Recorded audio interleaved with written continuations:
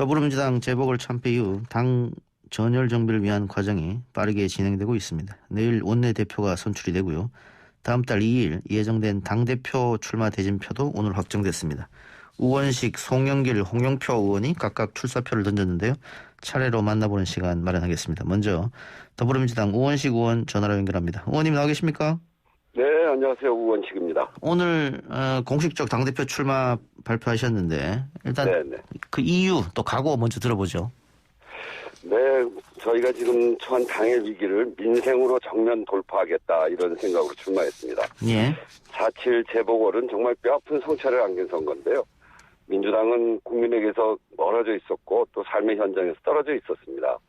국민의 기대와 희망에 큰 상처를 입힌 그 잘못을 우리가 바로잡겠다 그런 각오이고요. 국민께서 민주당이 갈 길을 알려줬는데 엉거주춤해서는 안 된다고 생각을 했고 국민들의 절대다수 의들과 함께 국민 삶의 현장에서 뛰어온 제가 당대표가 돼서 민주당이 승리하고 국민이 승리하는 길을 만들어 나갈 수 있다 이렇게 생각을 하고 열심히 뛰도록 하겠습니다. 예. 출마 선언문을 보면 민생이라는 단어가 가장 많이 등장하던데요. 네. 당대표 되시면 구체적으로 어떤 민생을 챙기실 겁니까? 저는 그 불공정 불평등이 불러온 양극화 그러다 거기에다가 덧붙여서 코로나까지 국민의 삶은 정말 절체절명의 위기입니다. 예. 그리고 부동산 폭등으로 결과 지어진 부동산 정책의 실패 여기에 LH까지 붙어서 정말 국민들이 실망과 분노를 한 것이거든요. 예. 이 문제를 해결해야 되는 것이죠. 벼랑 끝으로 내몰린 국민의 먹고 사는 문제를 해결하는 것이 정치의 가장 중요한 역할이고 지금이 바로 그때라고 생각합니다. 예. 그럼 하나씩 제가 여쭤보겠습니다. 자, 당장 코로나 말씀하셨으니까 이 손실보상제 소급 적용 문제입니다. 네. 손실보상제는 뭐 여야가 문제가 없이 합의가 됐는데 소급 적용을 하냐 안 하느냐. 근데 이 부분에 대해서 선거 전에 기재부에서 굉장히 난색을 표현했거든요. 그런데 기재부가 생각이 바뀌진 않을 테고 당대표 되시면 어떻게 기재부를 설득하실 생각이십니까? 저는 설득하려고 합니다. 예. 설득하는 게 아니고 이렇게 하지 않으면 안 된다고 생각해요. 예. 우리 국가재정의 부채율이 OECD 국가 중에서 가장 건전한 나라 중에 하나거든요. 예. 그런 반면에 가계부채는 가장 심각한 나라 중에 하나고요. 예. 재정을 건전하게 이렇게 유지하는 이유는 우리 국민들의 위기, 지금과 같은 위기를 극복하는 데 쓰기 위해서 하는 것이지 예. 그것 자체를 그냥 자랑하려고 하는 게 아닙니다. 예. 그래서 재정은 그것 자체가 화수분이 아니라고 재정 당국이 얘기하는데 국민의 인내 역시 화수분이 아니거든요. 예. 그래서 국민이 낸 세금을 이런 위기 때는 국민들에게 돌려주는 것이 상식이고 그리고 이것을 소급 적용이라고 하는데 소급 적용이 저는 아니라고 생각합니다. 예. 작년 코로나 발생 이후에 지금까지 누적된 손실이지 과거의 손실이 아니거든요. 예. 진행형의 손실이고 앞으로도 계속 쌓여갈 손실입니다. 그래서 다는 하지 못한다고 하더라도 이렇게 피해를 보고 있는 분들이 국가가 나를 그래도 보호하고 있구나. 이런 느낌이 들 정도는 해야 된다. 그게 국가의 당연한 도리다. 이렇게 생각을 합니다. 예. 근데 조금 있으면 개각이 이루어질 것 같습니다만 홍남기 부총리가 바뀌긴다 이런 얘기도 있고 결과는 두고 봐야겠습니다만 지난번 이낙연 대표 체제 때 홍남기 부총리가 여러 가지 재난지원금부터 시작해서 소급 적용 문제까지 굉장히 강한 투로 반대를 했단 말이죠. 네네. 그거를 충분히 이렇게 하면 안 된다고 설득 플러스 할 수 있으시다 말씀이네요. 네, 국민의 민심과 가장 가까이 닿아 있는 데가 우리 당입니다. 당은 늘 국민과 접촉하고 있고 국민의 그 어려운 목소리를 늘 듣고 있거든요. 예. 국민들이 그걸 요구하고 있습니다. 그래서 당으로서는 당연히 그런 주장을 하게 되는 것이고 그것을 관철시켜 나가야 되는 것이죠. 예, 알겠습니다. 자, 부동산 정책도 한번 보죠. 네. 출마 선언문 보니까 이사 대책 기조를 흔들림 없이 지키겠다 이런 대목이 눈에 띄던데 네. 여러 전문가들이 큰 기조는 그대로 가더라도 세밀한 부분은 조정이 좀 필요하지 않느냐 이런 조언을 좀 주던데 후보님 생각은 어떠세요?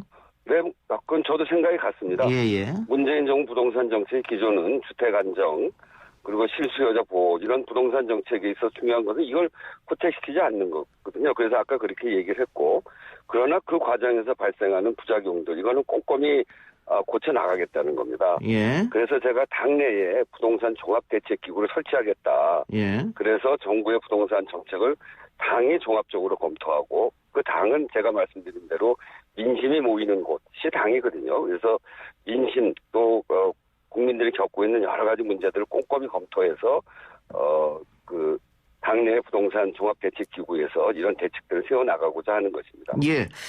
그런 점에서 제가 한 가지만 좀 예, 말씀하십시오. 예. 우리 이제 당대표 후보들이 내세우는 공약들이 있거든요. 예. 그런 점들에 대해서는 저는 좀 걱정이 됩니다. 어허. 송영길 후보의 LTV, DTI 그 규제 완화 90%는 예. 부동산 가격을 현상 유지 또는 상승을 전제로 하는 것이거든요. 예. 기존 다주택자 차익 실현을 돕는 정책의 우려가 있습니다. 예. 90% 빚으로 부동산을 살 경우에 집값을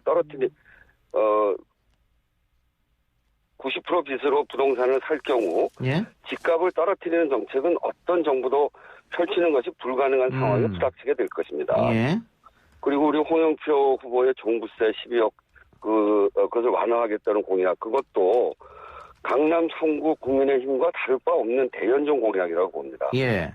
그 강남 3구 90% 입주민의 그런 민원을 들어주면서 현재 우리 지지층 청년층과 무주택자들은 소외감을 느끼게 만드는 정책 그건 저는 안 된다고 생각합니다. 그런 점에서 예. 촘촘하게 마련된 투기 방지와 개발 이익 환수 방안은 지키되 내 집 한 채를 가지고 싶은 평범한 소망을 이루어질 수 있도록 그런 주거 사다리를 저희 당의 그 종합대책기구를 통해서 꼼꼼하게 만들어 나갈 생각입니다. 근데 지금 어쨌든 지금 정부의 부동산 정책이 대출을 너무 묶어놨기 때문에 네. 1가구 1주택을 원하는 사람들도 서울에서 집을 살 수가 없다. 뭐 다른 지방은 문제가 없겠습니다만 서울 같은 경우는 그렇다. 이런 주장도 있던데요. 그런 거는 좀 풀겠다는 겁니다. 아까 제가 말씀드린 그 부분은 푸는데 송영길 의원처럼 90%까지 이렇게는 하지 않겠다 이 그건 말씀이에요. 너무 과도하죠. 예, 알겠습니다. 지난번에 이거 80%까지 풀었다가도 난리가 났었거든요. 예. 예, 그래서 그 과정에서 발생한 부작용은 꼼꼼히 고쳐나가겠다는 것이고요. 그것을 어느 정도 수준에서 하는 것이 맞을까라고 하는 것은 당의 부동산 종합대책기구를 마련해서 민심을 잘 수렴해 가면서 전문가들의 그 협조를 얻고 같이 머리를 맞대서 그런 방안을 마련해 가겠다는 것입니다. 예. 최근 선거 패배의 원인을 여러 사람들이 이야기하는데 그중에 초선 의원들이 패배 원인 중 하나가 조국 사태였다 이렇게 얘기하면서 민주당 지지층들에게 굉장히 비난을 많이 받았습니다. 뭐 문자 폭탄도 받았는 것 같던데 그러다 보니까 다른 의원들이 이게 지도부에서 문자 폭탄 이렇게 하는 거는 막아줘야 된다 이런 얘기까지 나왔거든요. 의원님 이 부분은 어떻게 보십니까? 네, 하여튼 과거 당신과 민심 사이에서 괴리가 있었던 거, 또 그리고 생각이 조금 다르다고 국민들이 지적하는 부분에 대해서 철저히 살펴보고 반성해야 될 것은 반성하는데 이렇게 예. 문자를 특히나 욕설까지 포함해서 하는 것은 저는 적절치 않다고 예. 생각합니다. 예. 단지 이런 문제를 해결해 가는 것은 그런 문제 지적과 함께 방향이 있어야 되는데 제가 앞에서 말씀드린 지금 국민들이 가장 고통스럽게 생각하는 부분은 민생이거든요. 예. 우리 당이 민생을 어떻게 풀어갈지를 논의하는 과정에서 저는 그렇게 강성 지지자들도 민생에 대해서 반대하는 것이 아니고 우리 당의 모두의 과제이기 때문에 정말 국민들이 요구하고 있는 절실한 과제인 민생으로 집중하자는 겁니다. 그런 속에서 당의 내부도 단합시키고 또 국민들의 요구도 우리가 수렴해가는 그런 과정을 거쳐가자는 겁니다. 알겠습니다. 자, 민주당 내 의원들과 인터뷰해보면 다들 친문, 비문 없다. 언론에서 씌운 프레임이다. 이렇게 얘기하는데 의원님도 동의하십니까 그게? 네, 저도 그렇게 생각합니다. 이미 지난 문재인 당대표 시절에 그 혁신위원회가 있었습니다. 제가 그때 그 현역위원으로 혼자 들어가 있었는데 그때 당의 요구가 계파를 없애달라는 것이었거든요. 예. 그 계파를 없애기 위해서 저희들이 낸 해법은 공천 과정에 평가를 하자는 것이었습니다. 그래서 선출직 공직자 평가위원회를 두고 시스템 공천을 완성을 했거든요. 지금 그렇게 진행되고 있고요. 일부 개인적인 성향의 차이나 이런 거는 좀 있을지 몰라도 계파가 구분되어 있다거나 계파 간 대립이라거나 저는 전혀 그렇게 생각하지 않습니다. 그러면 뭐 친문 비문은 없다 치고 주류 비주류도 없다고 생각하십니까? 주류 비주류요? 예. 주류라고 하는 건 당권을 갖고 있는 사람들이 주류고 당권을 못 갖고 있는 사람이 비주류 뭐 이렇게 되는 건가요? 뭐 근데 이제 저는 당내 헤게모니를 누가 장악하고 있냐 그럴 수도 있죠. 네, 근데 이제 저는 저 같은 경우에는 언론이 어떤 경우에는 친문이라고 하기도 하고 어떤 경우에는 비문이라고도 해요. 어떤 경우에는 주류라고 하기도 하고 어떤 경우에는 비주류라고 하기도 해요. 예. 그런 구분이 언론에서 구분하는 겁니다. 우리 당은 당원 전체가 모여서 지도부를 뽑고 국회의원 모두가 모여서 원내대표를 뽑습니다. 예. 그리고 대개 보면 아시겠습니다만 예.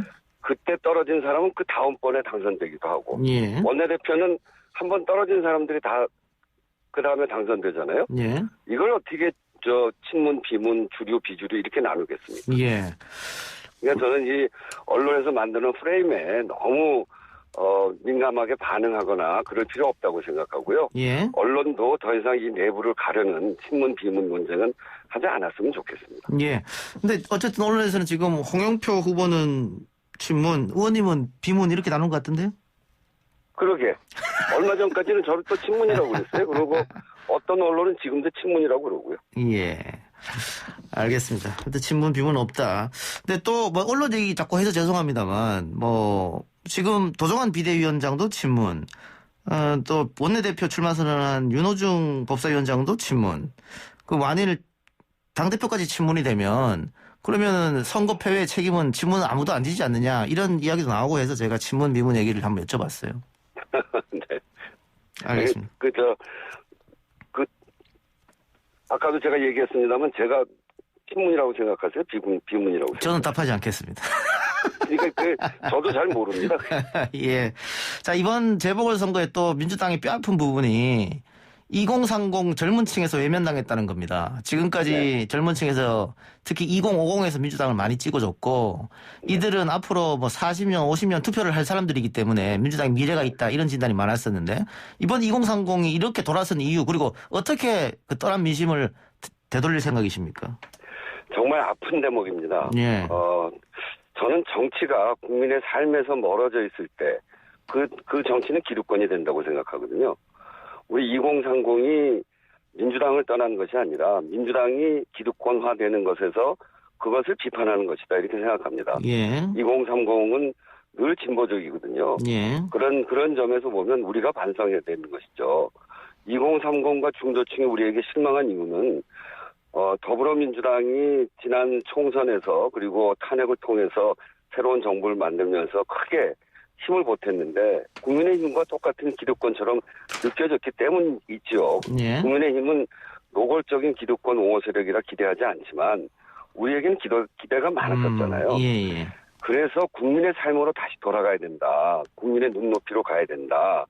국민의 먹고 사는 인생 문제, 가장 절박한 문제에 민주당이 집중하고 그 해법을 내야 됩니다.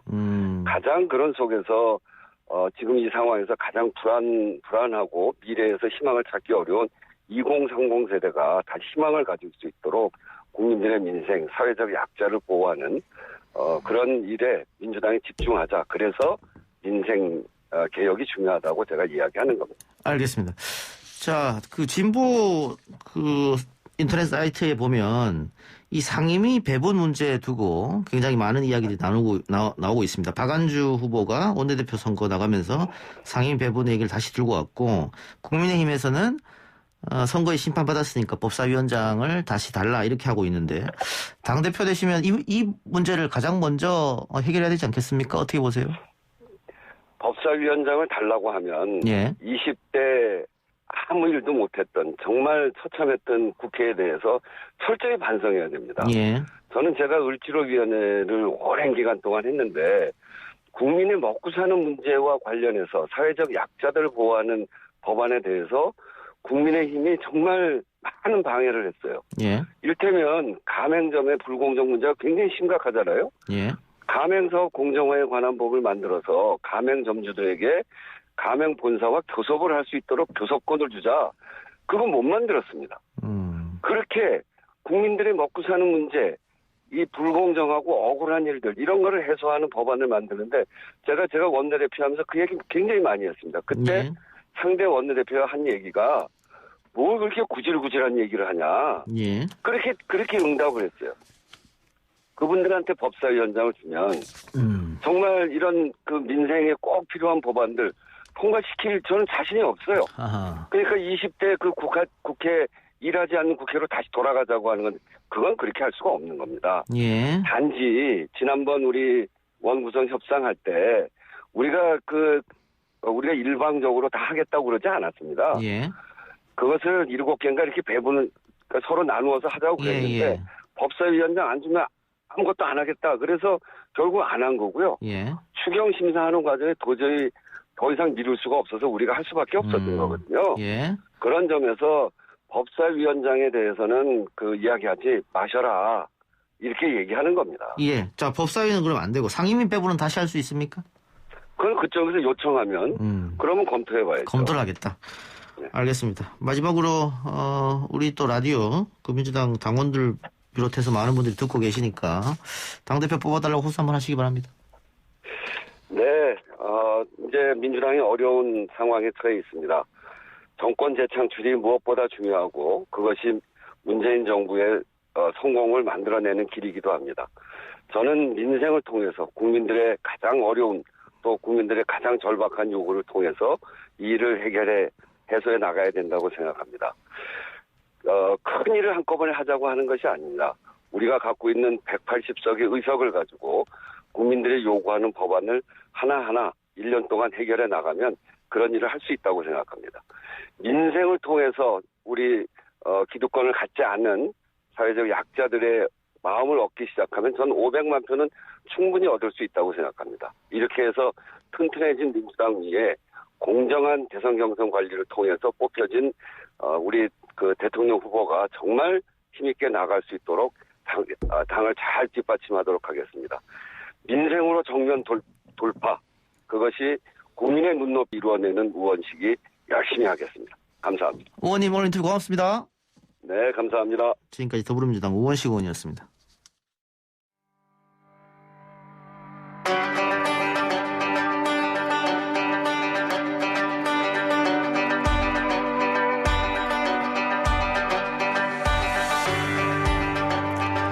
매일 우리 이동형의 뉴스 정면승부 다음 시간을 책임져주는 프로그램이 있습니다. YTN 뉴스가 있는 저녁이죠.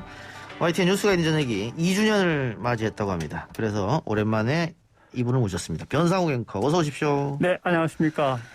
예, 어느덧 뉴스가 있는 저녁이 2주년을 맞이했네요. 예, 그렇습니다. 세월이 참 빠릅니다. 예, 소감이 어떠십니까?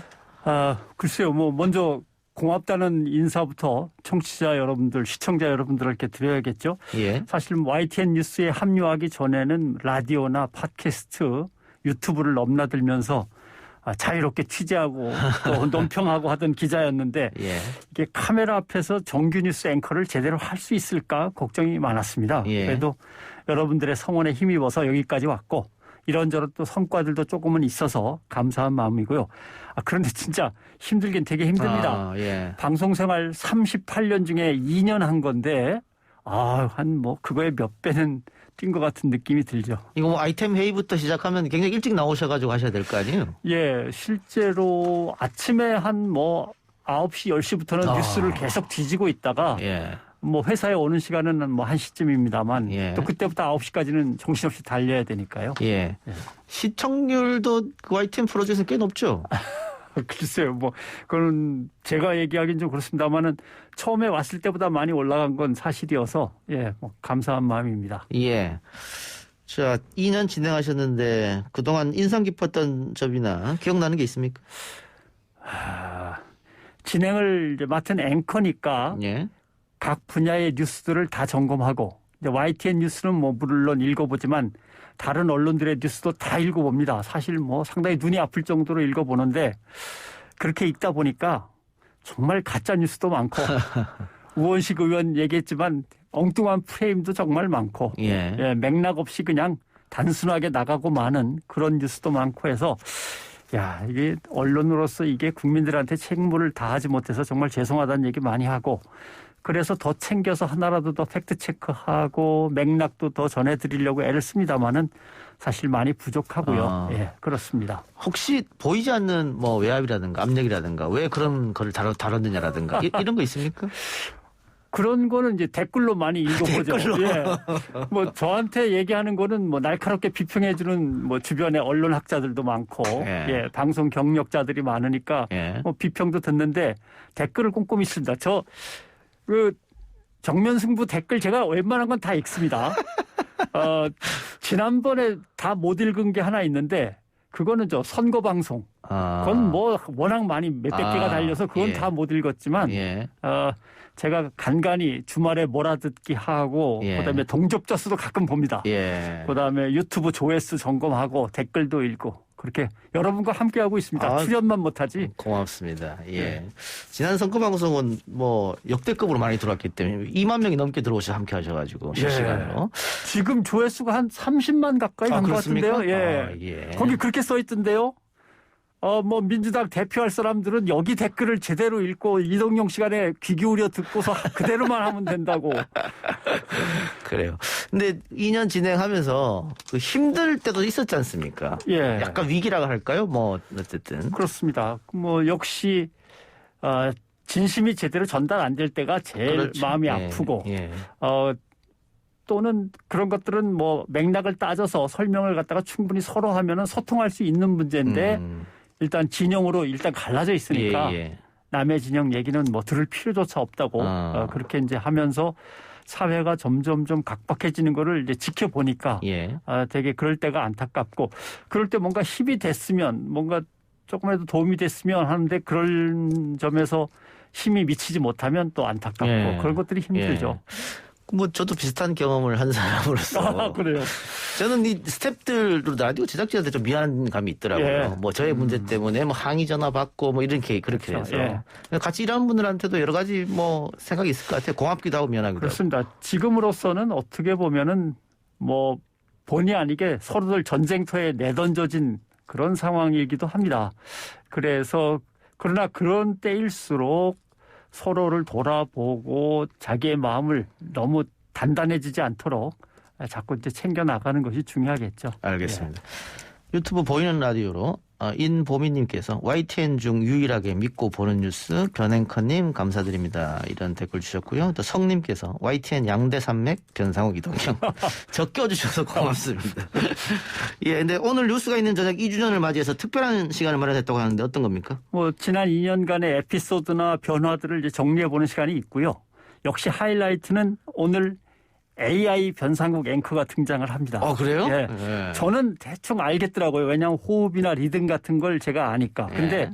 여러분들은 분간을 하실지 모르겠습니다. 예. 아무튼 한번 꼭 보시면서 시청하시면서 내가 얼마나 분별력이 있는가도 한번 판단을 해보시고 또 밖에서 애청자 시청자들 많이 만났습니다. 예. 그래서 야단도 듣고 그 얘기도 전해드립니다. 20대 대학생이 뉴이저를 꼭 보는데 라디오로 본다 그러더라고요. 깜짝 놀랐습니다. 예. 예, 그래서 이동영 시간부터 쭉 해서 20대 대학생이 계속 듣는다 그래가지고 예. 대학생은 오히려 유튜브를 듣는 거 보는 거 아닌가 했는데 안 그런 사람들도 꽤 있더라고요. 예. 알겠습니다. 오늘 기대해 보겠습니다. AI.